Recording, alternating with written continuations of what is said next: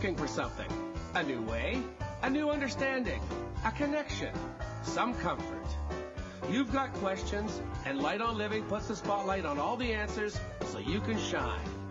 Lift and lighten the load of life's challenges and learn simple and easy ways to live a healthy, happy life. You'll gain insight and start to see things in a new way that motivates you. You're invited to hear new, see different, and feel more as Lisa shines the light on living.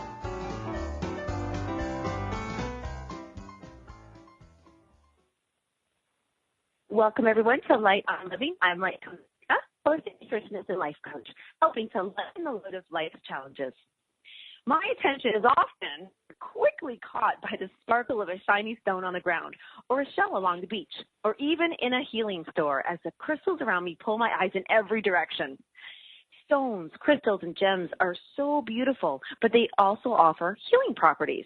So I've asked Brandon Wardle, alchemist and healer, to share with us today all the special qualities of gemstones and how they interact with our energy and mind. Welcome, Brandon, to the show. Hi, thanks, Lisa. It's great to be here. Yeah, thank you so much. And, when the intro was just playing there for the show, it was talking about shining the light on things. And I thought, wow, that's a great line for even right now, because crystals and gems, they're so pretty. I mean, I'm drawn to them because they're just gorgeous. They're beautiful. But there's so much more to that. Like, we're drawn to stones for more than just their beauty, aren't we? That's exactly right. Our bodies know exactly what we need. They're tuned into our atmosphere and everything in our environment. That's so true. Would you say that's why maybe if I was walking with somebody side by side and I was drawn to one stone, but then they'd be drawn to a different stone, is that just us listening to our bodies? That's exactly it. No two people are alike, so why would our stones be the same? That's true. So let's start us off here by, if you could help even tell, I don't even know if I were to think about what's the difference between a crystal and a gemstone and how they made and where are they from? So can you give us a little history on what they are? Yeah, for sure.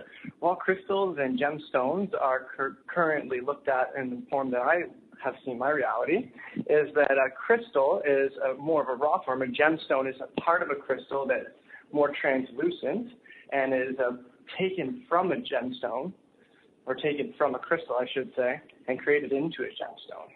So it's a more pure part of a crystal. And crystals are all over the world. Gemstones are all over the world. There's some all right here in Canada. We have North Bay. We have an amethyst mine right here, and that mine is called. I actually wrote it down. I don't remember right offhand. It's called the Big Blue Point Amethyst. Oh, so sorry. You guys got me here. That's okay. No, I didn't know we had such a mine here. When I think about crystals, of course, I think they're, exotic and they've got to be from so far away. But you're right. Anybody living in any part of the world could have a mine. So is that a rock? Are they rocks? Or crystals are not rocks, though. Wait, I'm going to need help here. Yeah. Rocks and crystals and gemstones are all very similar things. It's just that the way their purities are looked at. So they're all mineral compounds. And what I was saying is we actually have a mine in Canada called the Blue Point Amethyst Mine, and it's just in Thunder Bay. And that's one of the higher forms of amethyst that we can find in the world, which is really nice to know that right here in Canada we have that. But beyond that, our Earth's actually made up of 75% of the tectosilicates, which are essentially a certain form of mineral that's inside of all quartz. And so our Earth is actually made of quartz. So it's really interesting to know that we're kind of bringing that earth into our home, and we use it for, like we were looking at a few things here, like feng shui, right? Or the way that the minerals affect our body. But everyone's going to need to come from, or their lineage is going to come from some different place in the world. So everyone's DNA or everyone's structure of their body is vibrating to these minerals in a whole different way. And if we give ourselves the opportunity to kind of open up our spectrum, let these things into our lives, they'll show us what to do. That is so neat, the way you actually just worded that about 75% of our Earth being, being made of crystal or quartz or something like that. Then I'm thinking now of how, and then matching that vibration, that connects us even more. That allows us to, I feel more connected just by hearing that, to the other side of the world. And that goes to show there's a quote on Facebook this morning literally said, something about our compassion begins with us. And if we, whatever feeling we're feeling, So when it comes to crystals and you're talking about vibration, why does anything to do with vibration have to do with crystals?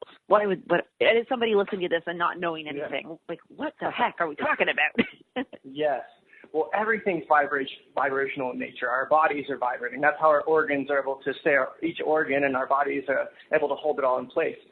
Everything in this reality is under vibration or under its own pace. So when we look at crystals, each crystal is actually holding a color.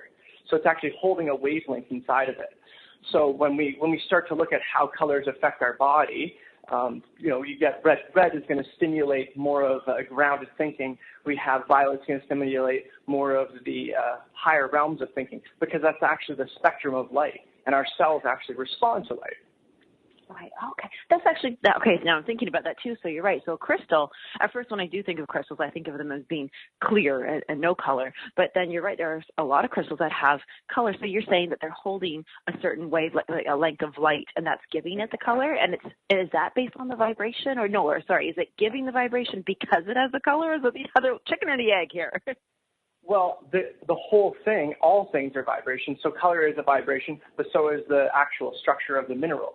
So the structure in the middle and the colors that's how they can kind of differentiate on the shades, right? We can get some stones that are more clear. We call them gemstones, right? Because they're like perfectly formed crystals in one shape. If you can actually look at something like pyrite, it actually forms in the shape of a square naturally in nature.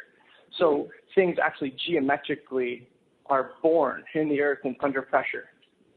Okay, so what happens if we were to, say I went and got, let's say pyrite, and I don't know what color that is or what that looks like. Yes. I'm feeling like it's black, but I have no idea. If I were to get that and I broke it, and I changed the shape of it, or I cut it or polish or something, am I changing the energy or the properties about that, or?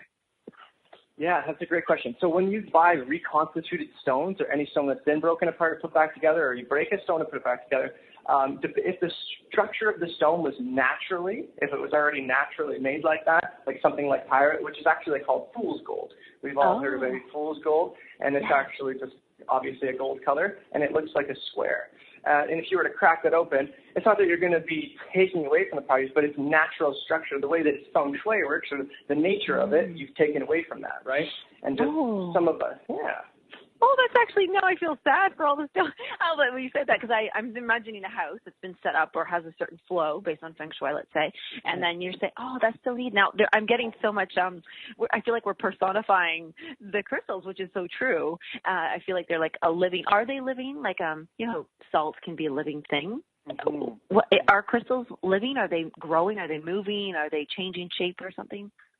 Yeah, so crystals are always under formation when they're in their natural process. But when we take them out, they start to probably decompose due to the natural elements that are here and the weathering, right? But if they're kept, obviously they're going to be okay. But there's different theories. And the theories that I live my life by, I like to look at it as that all things are conscious. So the earth has its own consciousness, which are the crystals. And it's a part of its nervous system. So just like we have our nervous system, the earth's nervous system is part of the crystals. They're like veins running through it, right? So... That is so neat, actually. All these things running through my mind about crystals. So if I were to, I have crystals, so I'm sitting in the event room, I call it, in the house. It's very snazzy. It has so much energy from all the shows and the people, and there's crystals around the room. Now, if I were to bring in a new crystal, or if I were to remove one, am I, the nervous system, is there a response that's going on in this room? I would say 100%. But again, you're naturally going to place it where you think it should be. And that's the crystal speaking to us, because the crystal's not going to jump up and be like, hey, man, you got to do this. It's going to give you a signal to respond to, and it makes you feel like something needs to happen. And if you can pay attention or be observant of yourself, the crystal will make you act in different ways. Okay, yeah. That's a great place to go right now, because often, my sister is fantastic with crystals. I'll say anything to her, like, oh, I'm feeling so happy today, or I'm feeling really stressed today. And she'll like, oh, let's see what crystal is going to be good for you. And, so she goes and looks them up. So when you're just saying about that, we can act or react a certain way or have a response to a crystal. Where did that come from? When did people start realizing that if they we're looking for some kind of a healing or uplifting or support or protection, let's say. What's the history on that, and how do people go about doing that? I like to look at it as like, who is the first person or the first conscious being to realize that something felt good enough that they want to wear it around them? Yeah. Right? And, we've dated back scientifically. They've looked back up to 60,000 years, and they found that people have been using crystals and gemstones as enhancement of consciousness or a way to reflect upon themselves. So the Sumerians started doing that in the fourth millennium of BC, and the Egyptians also used it. So it was also used in Chinese medicine 30,000 years dated back. They found actually a Baltic amber necklace or an amulet that were found 30,000 years old. Which stone was that, right? It was amber? 30,000 years, 30,000 years of a Baltic amber necklace. But they don't actually have a foundation to say, this person discovered it or who discovered it, because it's so widely spread. Right. It's just like saying who invented food, Right? Exactly. We always had it. Now, the amber, that's interesting. We're going to be going to commercial in just less than a minute, but just about specifically the amber stone. The amber stone is like a yellowy orange, for lack of, trying to explain what color this is. I love it. When I look at amber, it feels so like fire, like a warmth coming from it. Is there something specific about an amber it's known for?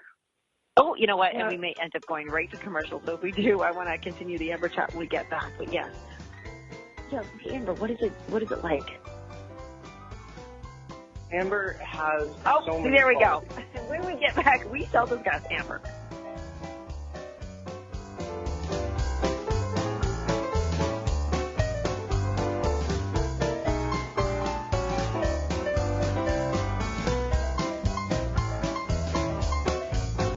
The best of the holistic, spiritual, and conscious world.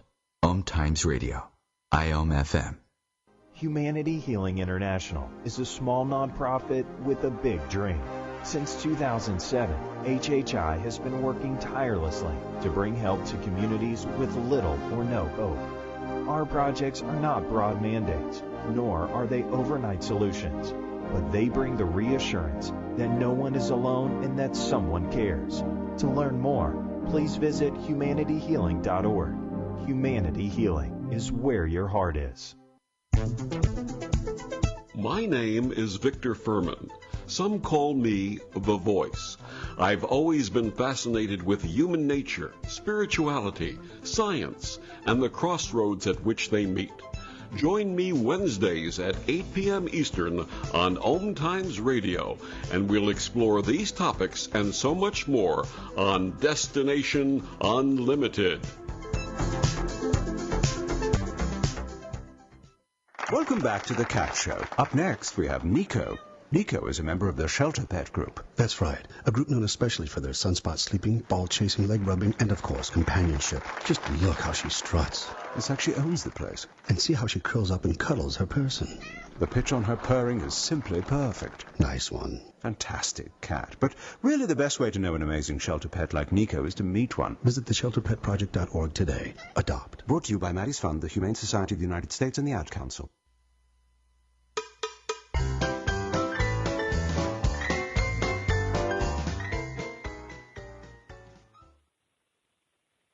And we are back with Brandon Wardle talking about crystals and gemstones and all those beautiful things that are just lovely to look at and heal. And just before I went to commercial, you were asking about amber, because I know that's just a stone that I would see more for me in my world as decoration. But I was asking about the healing properties of amber. Yes, for sure. It's definitely calming. It brings out our intellectual sides. It's supposed to be a stone that draws negativity out of its atmosphere. It's a stone that's been used for thousands and thousands of years for this reason. It's just been something that we were drawn to. And again, I think it's very interesting just to see what everyone's drawn to, right? Because not specifically amber is going to be calming for everyone. Right. That's so true. I know my sister, and a lot of people are so drawn to the amethyst that you were talking about earlier, because maybe they love the color purple. So is there any correlation to, how we'll say, oh, my favorite color is pink or my favorite color is this? Do you find that will that correlate with what stones we're kind of drawn to, or is that just random and different? That's a great question. Now, I would definitely say that people would be drawn to the colors that they enjoy. But I think that the way that I really like to approach any stones, or if I'm in a crystal shop, is I like to actually almost close my eyes, kind of wave my hand over, act like a pendulum, just see where it pulls me down, or notice if my hand got heavy or light. And I try to use my other senses for those things. Ooh, that's interesting. That's a great tip for everybody, because we want to know that we are not being swayed by our intellectual preference. You're right. I see what you're saying. Exactly. And that brings me to think too, is there a magnetic pull or something when it comes to crystals? Are they?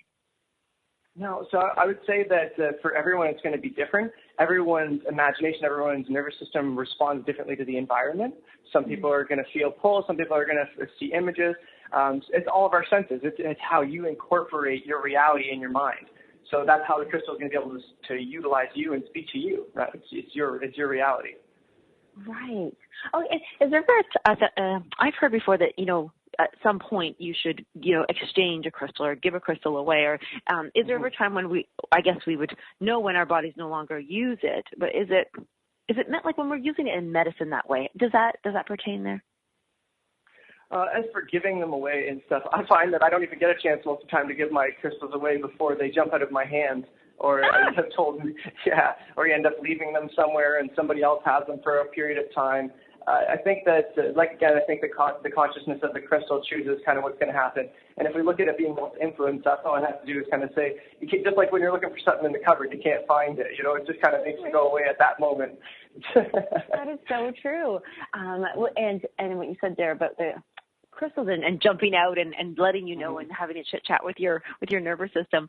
When I try to think of the stones where I've used them, people hold on to them and they can pass them to the next person. Does our energy, would you say that it's our energy that's being left in it, or is it that it's affecting, like I'm trying to understand the passing along of energy? Is it the absorption? Is it just more of a communication? Yeah, for sure. I think that's exactly. I think you used a great word, is communication. Because if you have somebody who knows you have good intention for them, when you program this crystal, just like how CD is programmed, right? You're programming this crystal to go to this person. Now you're trying to give loving intentions. That nervous system, their nervous system, because if you can't trust your nervous system, whose can you trust? If that person's nervous system, knowing that you're sending it in loving intention, they're going to take that intention, hold it in the crystal, and then kind of layer their own program over it. As where when somebody gets a crystal and they know it's not from somebody, or it's not from an area that they enjoy being in, but they still enjoyed the crystal's company, then you can just clearing the crystal of all things, right? Right. Oh, yeah, that leads me to a question. Clearing a crystal. I've heard about people who say they have to wash their crystals or clear the crystals or, something like that. First of all, A, is that necessary? B, how do we do it if it is?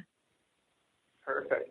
Yeah, exactly. I think that every person has their own reality, and it's very important to realize what you feel most strongly drawn towards. Some people might prefer putting them in a salt bath or to just mentally clear them. Some other people like to use selenite logs. There's certain crystals that are said to clear all crystals or to enhance the healing capabilities of other crystals.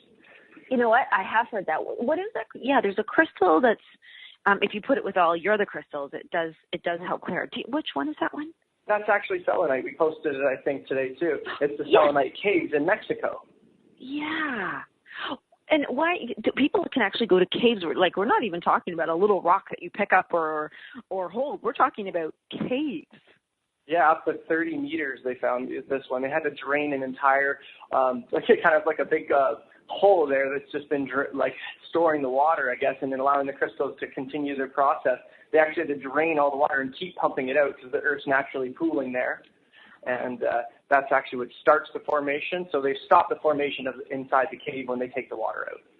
Gotcha.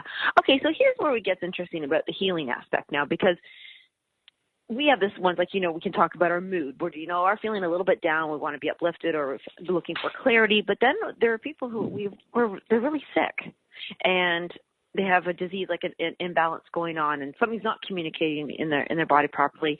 And then we take it up a huge notch for healing. Yes. What are the like as caves and stuff, like salt rock caves and stuff? What are the ways that you can share with us that people are using them in intense ways like that? And you can maybe share even if you know of any stories or you yourself have experienced positive and healings from them. Yeah, for sure. Crystals, again, I love the modality that essentially as above, so below. So the Earth's essentially going through its own process. It's a giant organism. We're little kind of things on top of the Earth that are going through our process. And there's pieces of the Earth that we're able to grab that just like they represent our body. And I believe that utilizing certain minerals and compounds, just like in radiology, they can manipulate the energy inside of our bodies because it's holding a resonance. And everything in our body is holding its own resonance, just like these crystals are. They're on wavelengths. And having them close to our body, those minerals are absorbed. Wow. I'm having such a more appreciation for crystals right now than I ever thought I could. When you just said radiation, it made me think, because we do hear that word radiation when people they have cancer or for other things too, but meaning for when I think of radiation, it's become such a common term. I think I've stopped thinking about what that means. Mm-hmm. And so if you could help me just sharpen my skills on that one, but radiation is literally you're right. Like it's the length of a light going into our bodies that is then changing the cells or the DNA and how it replicates? To that extent, you might need a full-out scientist, but from my understanding that our bodies are composed of all light particles. And when you use certain crystals, and then this goes into gems are transparent, right? Mm-hmm. And translucent, I should say, or transparent. Some gems are transparent, some translucent. But that's actually light reflecting now, just like as all in our atmosphere. If you turn off the lights, and then we can't see anything. So there's always light shining through those things. And they say that we have a aura, a magnetic field around us, just like the Earth. And what will happen is our body and our aura kind of respond to the way that these waves are being produced outside of ourselves. Right. I'm imagining a rainbow right now around my sure. And rainbows, again, it's different ways that light reflects and holds and stuff like that. So when you work with crystals and gems you wear them, so that you're wearing them. Do you change them every day, or do you have some that you just kind of are familiar with? I think the nervous system and the way that crystals happen is just kind of certain people end up around me, end up giving away my necklaces. If I have a feeling that I'm supposed to just give it away, I literally will just be standing beside someone and be like, you have to have this now. I made this for myself, but it's your turn to take it. And but yeah, I think that it's all about just letting it just come through. It's whatever feels good to you. Right. And talking about each crystal, what are some of the ones that you've seen? Whether I don't know if you work with them with clients, like the actual crystals, or you just because it's just experience. But what are some stories about some people have used them to help get through something? For sure. Well, again, crystals can be looked at as once you've read the properties of a crystal, it's stored in your unconscious, and every time that you touch that crystal or you bring it into your line of sight, you're analyzing it and you're remembering those properties unconsciously. So by having this crystal in your pocket and utilizing it through your daily tasks, you can set an intention at the beginning of your day. You can be like, I'm going out, I need to be more communicative, I'm going to put on blue stones because that represents communication. And by going out and putting on the blue stones and grabbing some hematite, which is a very earthy stone, so grabbing iron elements and using these to kind of ground ourselves. In my experience with clients, I find that I get intuitively, again, gone into a room, I pick up certain stones. I couldn't even tell you half the time what happens or what they're for, but it just works very interesting the way that it does have an effect. Now, if I just kind of put the same grid or the same stones for everyone, I notice there's absolutely no effect. It's not the same. It doesn't have a pulse. I don't know if it's the intention behind it, how they're organized, and that's why I keep studying it, because I'm so intrigued that certain times that I'm utilizing the way that I feel inside myself and I'm acting on it, it produces an effect, and sometimes it doesn't. So that's kind of where I'm at right now. I find apophyllite to be almost effective on everyone that I've worked with. What's that? Apophyllite? Apophyllite is a very nice crystal. And it's meant to take you into higher dimensions of thinking, and it's utilized in the third eye, which is right between your eyebrows. Okay, wow. And so is that something that you would put on the third eye area, or just by holding it, or just by sitting near it? Again, everyone's different. So depending on the level of, let's say, the play with your mind, how imaginative you can be, it's going to have all different effects. But when putting it right on the body, from what I found with apophyllite, is again mainly that one stone. Almost everyone's had an experience who had it put on their third eye and then closed their eyes and sat there. They had a visual experience. People who don't usually have a visual experience. Oh, that's interesting. Okay, and how easy is this stone to find? Is that a stone that you like? Where would I don't know? Like you just buy one, or you find one, you pick one, you dig one out of the ground? Yeah, you can locate them all over the place. There's many local crystal shops. You can look up metaphysical shops on Google, and you can find in many shops. Most shops will carry apophyllite. It's a pretty modern stone. It's out there. It's not too expensive. Maybe $10. You can get a pretty nice sized piece that'll do the trick. It's not something you're going to want to keep in your pocket because the apophyllite is actually formed in a form of a pyramid. So it actually grows like that. Oh, okay, so be kind of pokey. But actually, that's funny that it grows in the shape of a pyramid because that's what I imagine that shape for the third eye. That's you're in tune with your system. Okay. Now, also, too, with that one stone being said there, size of stones. The bigger a stone is there more of a pull, or a teeny tiny thing could just have just as much, or?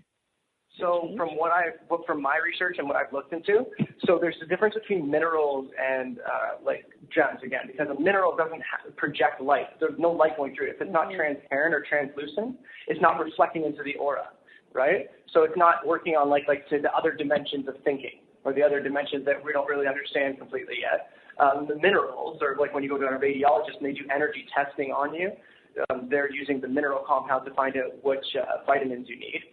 So when it comes to size of stone, from what I found out, it's about 50 pounds a person to 2 carats, the size of the stone that you're looking for. And that's like a rough estimate. 50 pounds. Yeah, 2 kilograms? I'm sorry. Oh, darn it. When we come back, that's a secret number.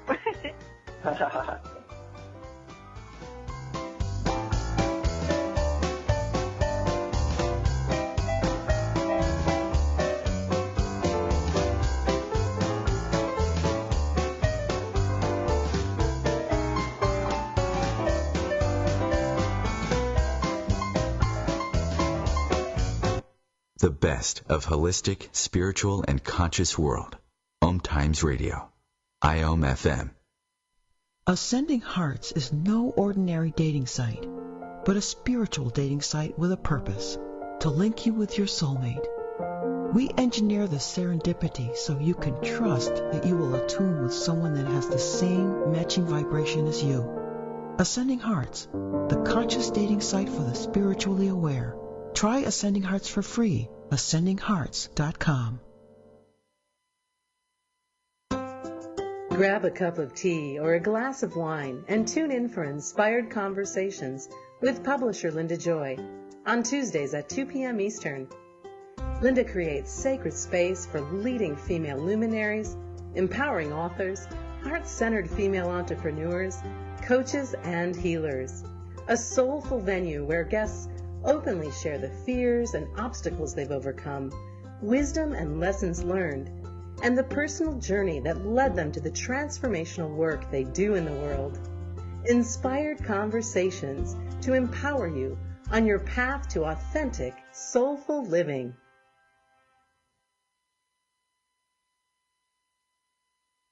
So I'm a cat, and I just moved in with this new human, and she's got this little toy she's always playing with, all day long. Tap, tap, tap, tap, bloop, bloop. She can't put it down. There it is. Oh, and get this. She even talks to it. Last week she asked it for Chinese, and guess what? Egg rolls showed up. Like magic. Humans have cool toys. A person is the best thing to happen to a shelter pet. Be that person. Adopt. Brought to you by the Ad Council and the ShelterPetProject.org.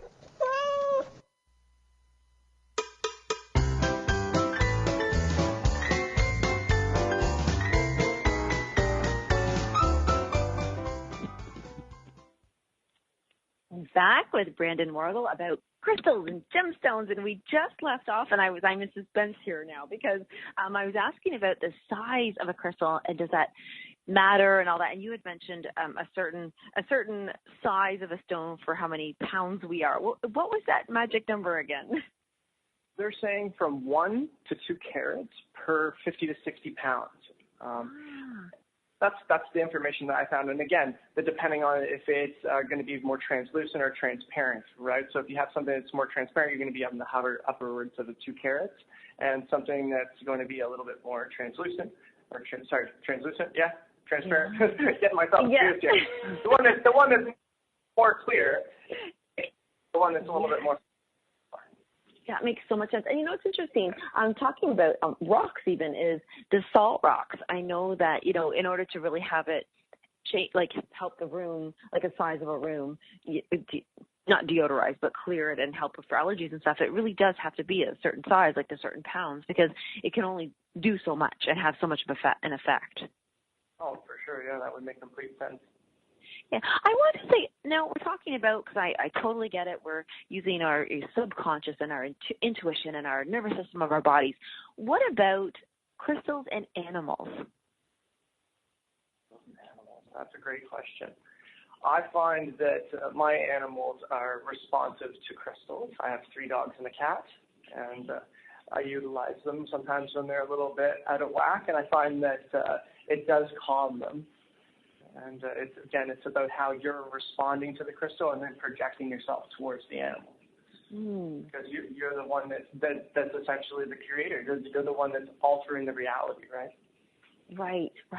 It's interesting because I know with animals themselves, they'll go, like say there's an infrared sauna. I mean, they're going to be really drawn to it because that again, we're talking about spectrums of light here and heat, and they're going to be drawn. And there's certain areas in the house, you know, that they might find, you know, where they're drawn to just because of something, the way it's shining in or stuff.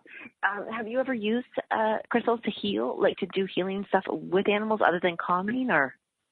Well, I think that it all starts with calming for an animal to actually heal, because a lot of the times when I work with horses a little bit as well, and when I work with horses, I bring the crystals. They're so funny. They start licking them and picking them up with their mouths and stuff. They're just all curious. But you find that they actually just start to group around the crystals, and they start to just relax. They start to get ease. And again, it's not just the crystals that are doing this. Everyone in the environment is now projecting and thinking about those crystals and has those in the forefront of their thought and is now eliciting that response, right?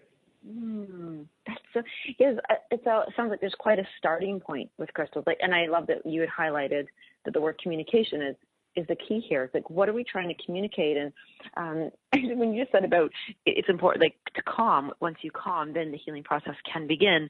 It reminds me of the thing I always think about. When you're stressed, you can't make a decision. And when you're stressed, you can become diseased, so to speak. So that makes so much sense about when you're calm, that's when the healing starts. A few years ago, I went to a Salt Rock Cave. I got my girlfriend and she got for I forget it was her birthday or my birthday or one of our birthdays, and we thought, what a great gift to do is to share an experience and go sit in a Salt Rock Cave. And, you know, the salt was under our feet, like it was like, instead of beach sand, it was all salt. And, you know, the caves were it was a beautiful color, and you could smell just, I don't know. Well, actually, you're the alchemist. You probably know what I was smelling. When you go in that, how much of a scent, the smell, it helps to heal as well, and not just the rock?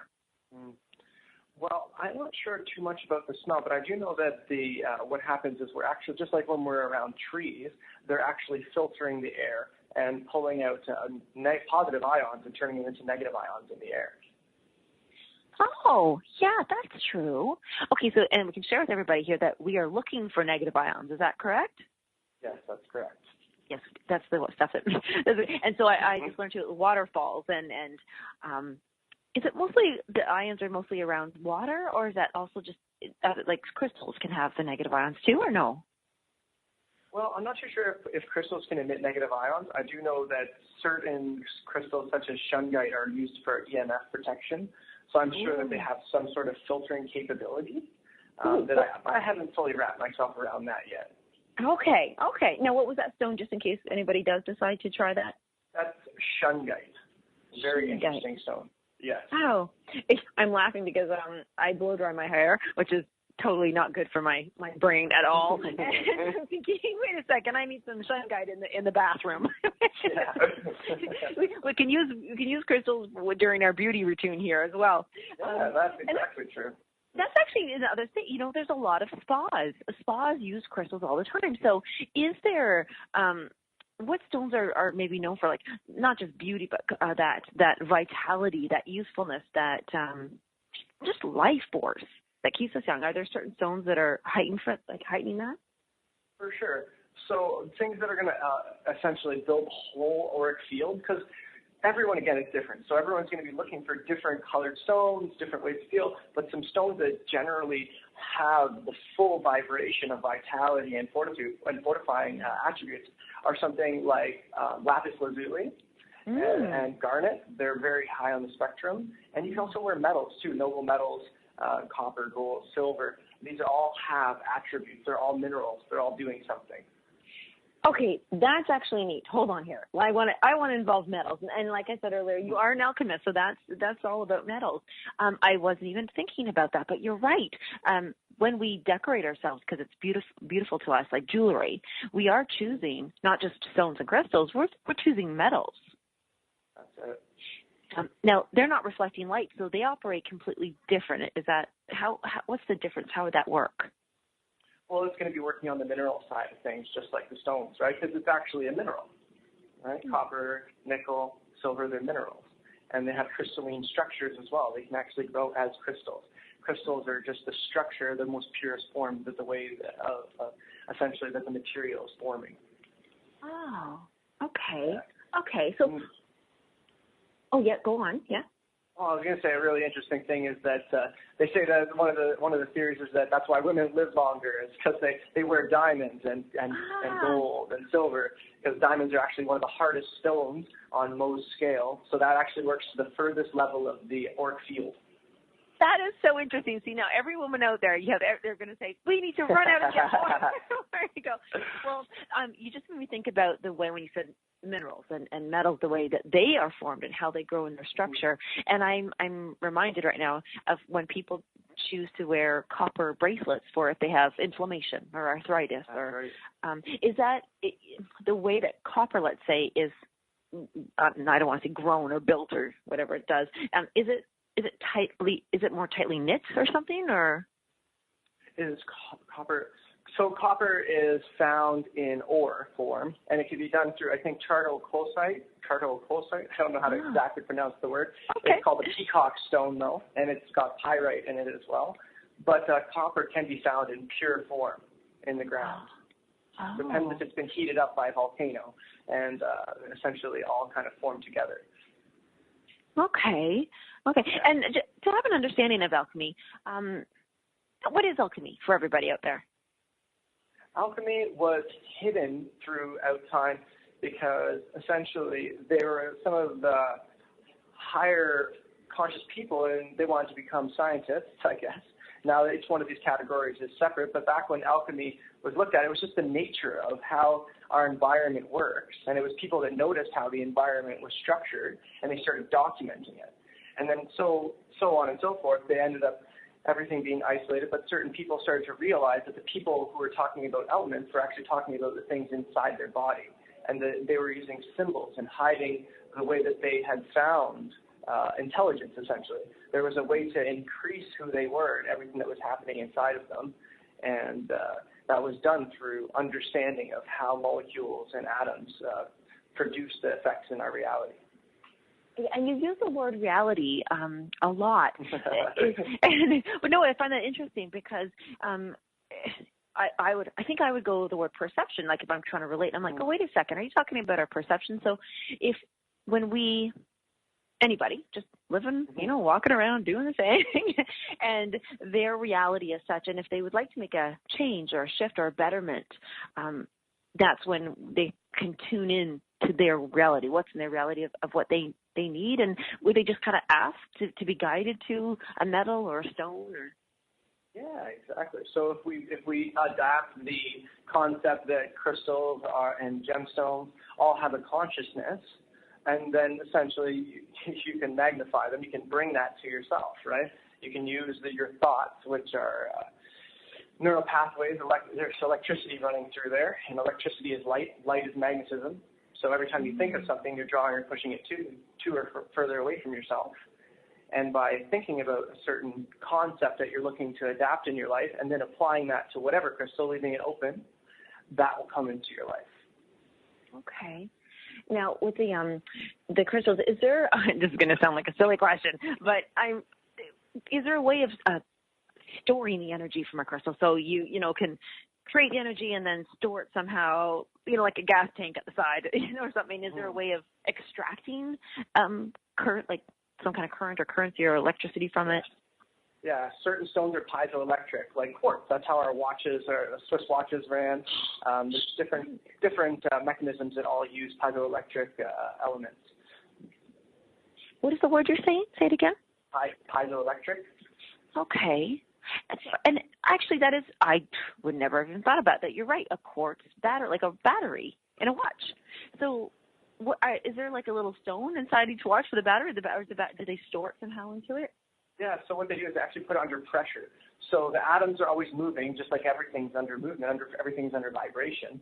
And what they do is the way that those atoms move, they actually transmit a current through it, because it's, again, piezoelectric. So what they do is they squeeze it, and they put kind of prods on either end, and it continually creates a circuit. Okay.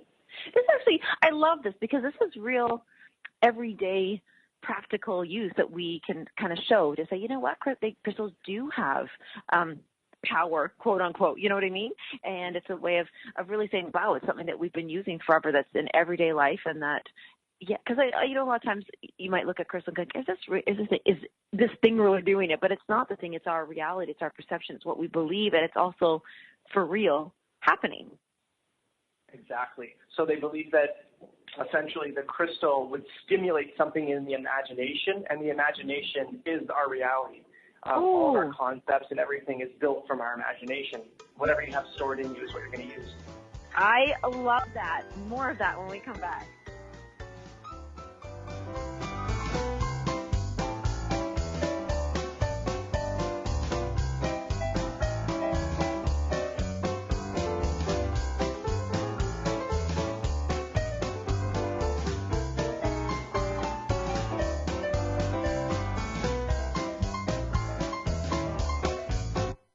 Connecting you with the best of the conscious minds in the world. OMTimes Radio. IOM-FM. Host your show on IOM-FM, the radio network of OMTimes Media, one of the more recognized brand names in the conscious community, and is backed by the extensive marketing reach of OMTimes. Hosting a show on IOM-FM immediately connects you with our extensive dedicated community.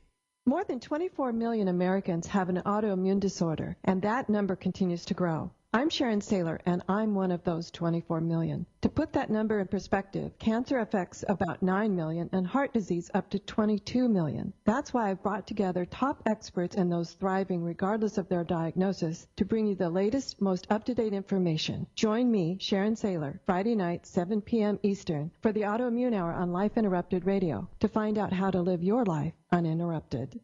Me, a cat, moving in with a new human.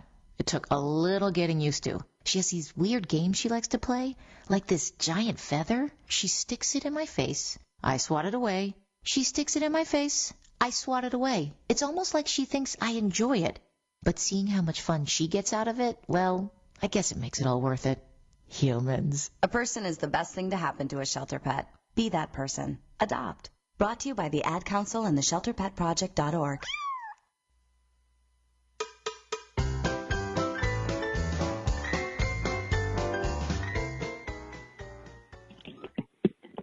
We are back with Brandon and talking beautifully about crystals. And Brandon, just before we left, you said crystals help to stimulate the imagination, and the imagination is our reality. That's right. That is, okay, so that was a big statement, so much that I did have to write that down.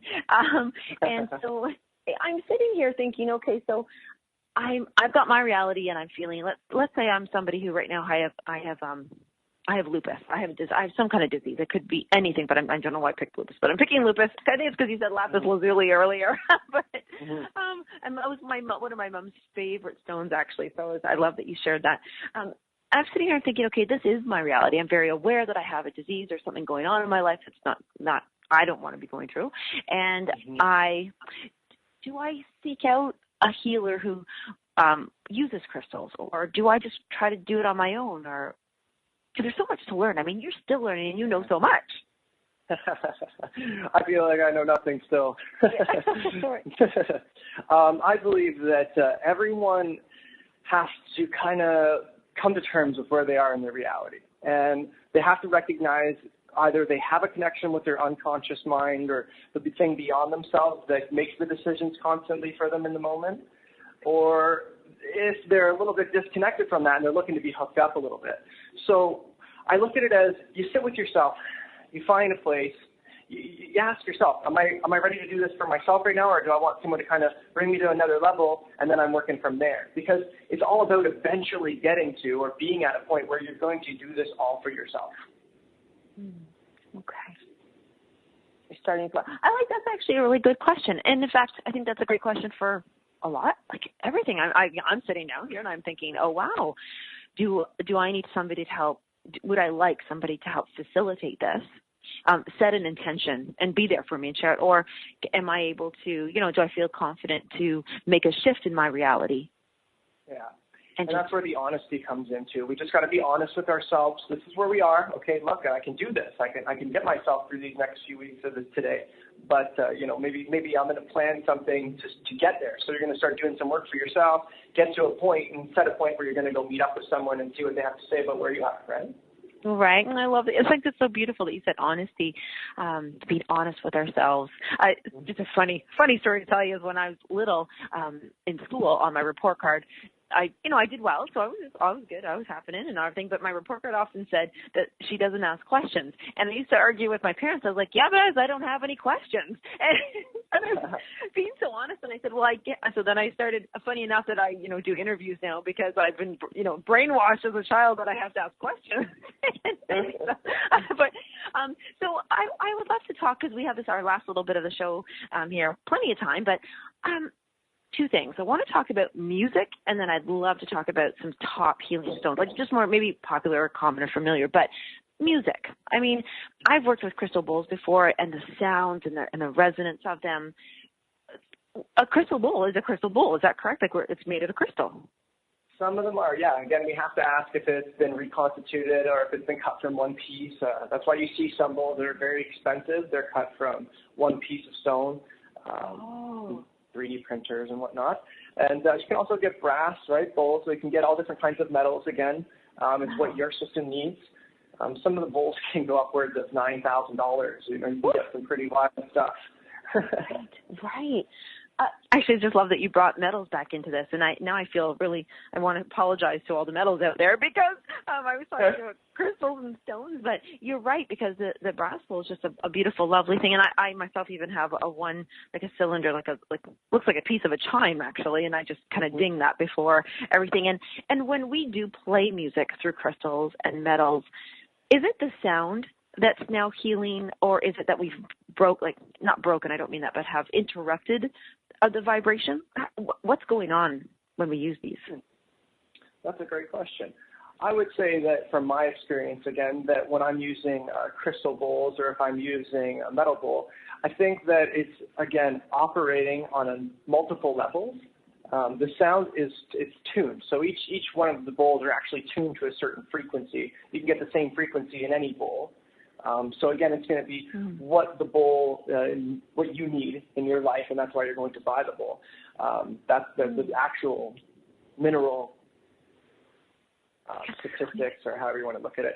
But the mineral compounds, I guess, of that. But beyond that, the sound and the healing of the sound, again, that's operating on in looking at it as in our side of ourselves, our organs are all vibrating at different rates, and our whole system's vibrating at different rates. That's why we're not a big glob.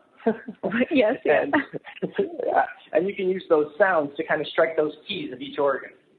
So, you can get different bowls for different organs, different parts of the body.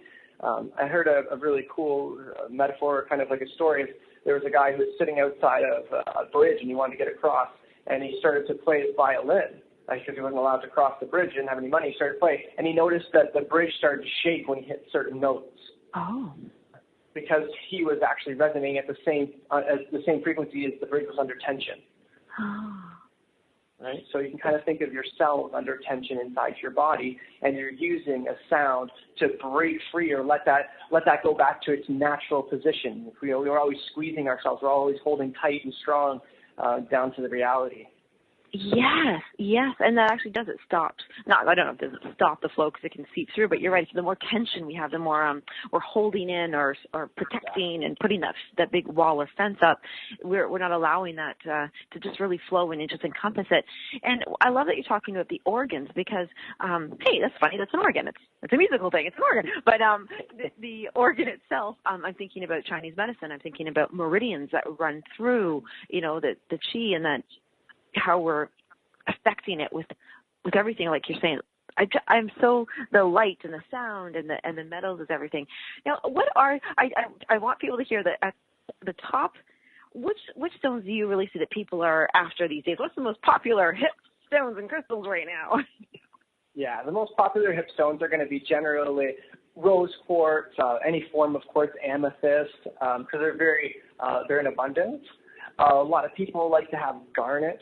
And again, it's going to be, a lot of people are going for the higher realms. Most people who jump into spirituality or jump into this kind of way of thinking or looking at it as they want to activate the higher realm so that they can see the things that are going on in their lives, right?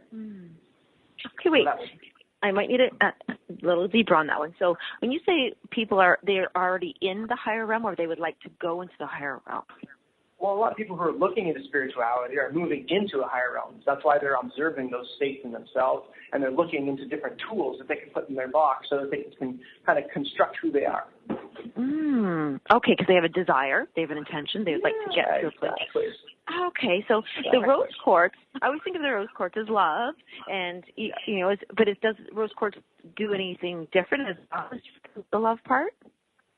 Rose quartz can do many things. And again, it's all going to stimulate what's happening inside of you and how you're affected. Love is kind of a very a vague word. Yeah. And that's the important thing. I don't even want to actually say things because when you say something to someone, you're building their reality. So, I want everyone to kind of have their own idea of what each one of these things symbolizes to them. I think that's the problem with the thing on the internet. You can go on there, you can look up anything, but you have to actually feel, and this is how people figured it out. They would sit with a stone, and they would feel which part of their body was intensified under deep meditation, right? That's how we got this information. Oh, okay. So that's actually a neat way to do our wrapping up, is that I love what you just said about meditating with a stone, and we do have a minute to talk about this, but when we're sitting with a stone and we're going to meditate, let's say, like a brand new person's like, all right, I've loved this stone for whatever reason. I picked it off the ground. I found it in a shop. Somebody gave it to me, whichever way. They're sitting with a stone. What is there to meditate on this? Would they just start off by asking a question or? Well, most of the times people are going to be finding a stone for something that's going on in their lives. So if there's something going on in your life and you're looking for a stone, that's why you're looking for it. Know that that's probably why you found that stone and sit down with that idea, that concept. And again, we talk about circuits. They're the same kind of pressure, right? We're putting pressure under something. So holding it in both hands or holding it in one hand and just having that pressure of that stone and just realizing that one spot that it's sitting on your hands. And just noticing that and paying attention to that. Feel its weight, the gravity, pulling it into your system because there's a magnetic field there, right? There's weight. There's something happening. And be with that kind of that feeling. That's a really great way to start is to actually physically be with the stone and realize that it does have weight, that it is actually doing something here. It's falling towards something. Right. Oh, that is so neat. Physically be with the stone. Okay, so I love that statement right there, and you're right because I'm imagining right now a stone, just being placed maybe on my ankle bone. Like, who knows where it goes, right? And sometimes you're going to feel comfortable. Sometimes you're like, no, I don't like that. Sometimes it's going to feel cold or it's not. So, and the fact that you just said about the gravity, this is a physical form. I mean, there's gravity pushing on it. It has weight. That could be an acupressure point for something of release. Or maybe certain affirmations are going to be needed to be said, like with tapping, when we do tapping, like the EFT tapping. Yeah. That would be great. Oh, my goodness, sorry. You just made me think about everybody out there who is doing tapping. Will incorporate stones and crystals and metals into their tapping to help intensify or, increase that frequency. Yes. And crystals are great anchors, even for people who aren't really into crystals or haven't really developed a kind of a relationship with that part of themselves yet. You can look at it as the crystal is an anchor. Again, I was saying that earlier. You recognize or you do read about it and you don't feel in tune right now and you're looking for someone to tell you kind of what the stone means. You look up a couple of things, you read a couple of articles, find out what it means, and then from that, you're going to feel what's truth to you, what it feels like to you, if that part's right and that part's wrong. And then every time you see that again, you're going to be reminded. So, if somebody is in therapy or if we're working with someone under those circumstances, reminding them or gifting them that intention again, even from someone who's coaching someone, you can gift them that intention. It's a huge anchor because it's given to you by someone of love. It's given to you. It's by a whole archetype in their mind. They remember that whole moment. You get in the zone, right? Well, I love that. And speaking of gifting someone an intention, you do invite people to work with you and to learn alongside you. How could somebody get in touch with you? They can look me up on Facebook at BW Spirituality. Okay, it's Brandon Wardle, Wardle, and I invite everybody to check you out and to enjoy the show. And I know we're going to have you as a guest in the future as well. So thank you so much, Brandon. Thank you, Lisa. That was a great opportunity. We'll talk to you. Okay? Bye-bye, everyone.